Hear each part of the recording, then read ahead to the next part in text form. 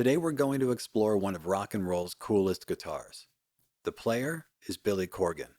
The guitar in question is his 1970s Fender Stratocaster, commonly known as the Gish guitar.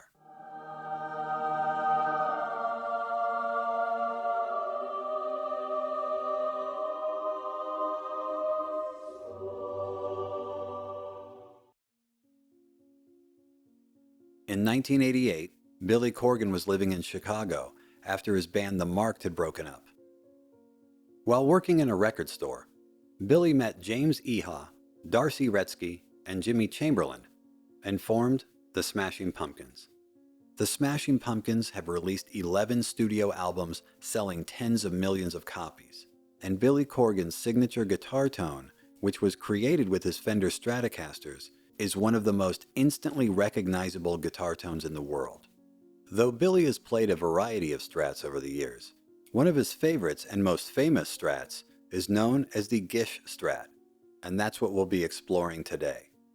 The album Gish was named for the actress Lillian Gish because she once rode a train through Billy's grandma's town. True story. In 1989 or 90, Jimmy Chamberlin, the drummer of the Smashing Pumpkins, sold Billy Corgan his first Fender Stratocaster for $275. Billy believed the Strat to be a 73 or 74, but we'll learn the truth a little later. Billy had never really played a Strat before. He'd previously played Fender Mustangs in the early days of the Pumpkins. The Gish guitar is a mid-70s Fender Stratocaster, which means it's a coin flip as to being either alder or ash, and I couldn't find anything conclusive for Billy's. It's got a maple fretboard, there are 21 frets, and the radius is 7¼ inches. And Billy describes the guitar's neck as like that of a violin. It's got a tremolo, a large 70s style headstock, and a bullet truss rod. There's a 3-bolt neck, meaning that there are only 3 screws securing the neck to the body instead of the more typical 4. It's got the Fender F stamp on the backplate and has F stamp tuners and 2 string trees. The original pots were replaced with DiMarzios at an unknown date. The pickups have flat pole pieces, which means that it's not a 73 because they didn't switch from staggered to flat until 74. According to Lawler Pickups, the difference between staggered and flat pole pieces is that when the pole pieces are flat, you get more presence, a little more bass, and a bit more output compared to the staggered poles. In most cases, the flat pole pickup has a better string balance, so the high E won't get buried in the mix and the lowest 2 strings will be louder. The fretboard radius was one reason for staggering the pole pieces in the early years of Fender. There's also the wound versus unwound strings and the fact that each string has a different thickness. The middle pickup is lowered nearly flat to the pickguard to accommodate Billy's intense right hand technique so that it stays out of the way of his picking hand. Billy's Strat originally had a 3-way pickup selector, as Fender didn't make the 5-way selector switch a standard feature until 1977. Billy's was upgraded to a 5-way selector switch sometime during the Gish era. When Billy bought the guitar, it was yellow, which doesn't necessarily mean that it was painted that way at the factory. From what I've read, unless it was a custom order, it most likely began life as Olympic white or blonde. According to Guitar HQ, depending on the lacquer used, a white finish will turn yellow over time, and since things were inconsistent at Fender during the 1970s, the Gish guitar could have a polyurethane, nitrocellulose, or a polyester finish, which means it could have been Olympic white and yellowed over more than a decade before Billy acquired it. Check out this mid-70s Fender Stratocaster in Olympic white. And here's Billy's yellow Strat. You decide. Billy says that he didn't want a yellow guitar, even though some of his guitar heroes like Ritchie Blackmore and Yngwie Malmsteen played yellow Strats. He thought it clashed with his goth rock look at the time. Corgan's solution was to paint the guitar himself.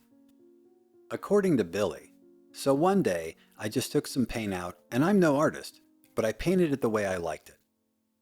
It still had some gloss on it, I didn't sand it down, so immediately the paint started falling off. and it took on this other look, which is kind of blotchy. The minute I started playing on the Strat, it was like it came to life. It was like everything I was doing was suddenly amplified. The sound of this guitar defined the way the band sounded as we sort of pivoted from a goth band to more of a heavier psychedelic band. Obviously, we were playing very aggressively at the time. So it had all of the attack of a classic Strat, but a real clear chime to it. Usually, when you crank Strats up, as we did, it would sound really shrill. For whatever reason, this guitar didn't sound like that. So I was able to have everything you'd want with a Strat, but with a heavier attack, and that became what would be known as the Pumpkin sound. On June 12, 1992, the Smashing Pumpkins played a show at St. Andrews Hall in Detroit, Michigan. They had a friend of theirs as their roadie because their usual crew wasn't available. Suspicious. Shortly after the show, Billy's friend tells him that someone had just walked out the back door with Billy's Strat. He was understandably furious. Billy filed a police report and offered a $10,000 no questions asked reward for the return of the guitar, but no one came forward. After over a decade, the guitar had still not surfaced, and Billy doubled his offer to $20,000 for its return, and still nothing.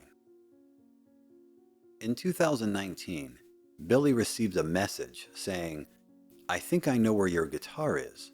Please call me." When Billy called, he was incredulous because he'd been fooled before, and he didn't want to get fooled again.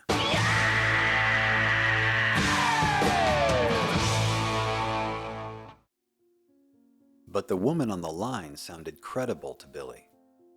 But then the trail went cold for days, and Billy starts thinking he's being scammed. The story goes that somewhere between 2009 and 2011, a woman named Beth James in Flushing, Michigan, bought the guitar at either a yard sale or an estate sale and paid $200. Though she did lie to her husband and said she only paid $100. Liar! Liar! Apparently, she wanted it to be a cool conversation piece in her basement for when she and her husband threw potlucks and orgies. Billy's prized possession was just hanging on a wall for over a decade. And had they known what they were in possession of, which is a guitar worthy of any rock and roll museum, that would have been the real conversation starter. Beth has admitted that she wanted to sell the guitar to buy a hot tub for the orgies. Through the magic of the internet, Beth was connected to Alex Gish, who founded Sound Royalties, a company that offers royalty financing to artists in need of quick cash. Alex brokered the return of the guitar at the Sunset Marquee in Los Angeles, California, so that Billy could inspect it himself. When Billy opened the case, he knew instantly that it was his guitar. Billy points to distinguishing marks on the guitar: the psychedelic paint job, the KM initials carved by a previous owner, cigarette burns on the headstock. Corgan had never spoken about these things publicly, and there aren't any good enough photos to pick up the details, according to Billy. There was a particular body wear here, which you can't fake that. When Beth returned the guitar to Corgan, she declined to accept the $20,000 because she drank the water in Flint, Michigan, and now she's stupid.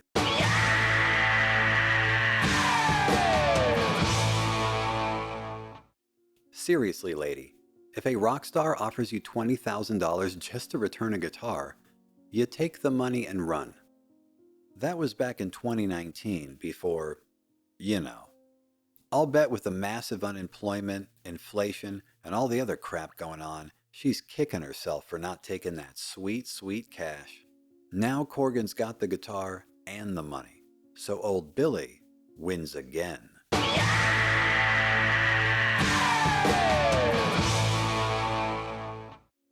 Billy says that there was an upside to his guitar getting stolen.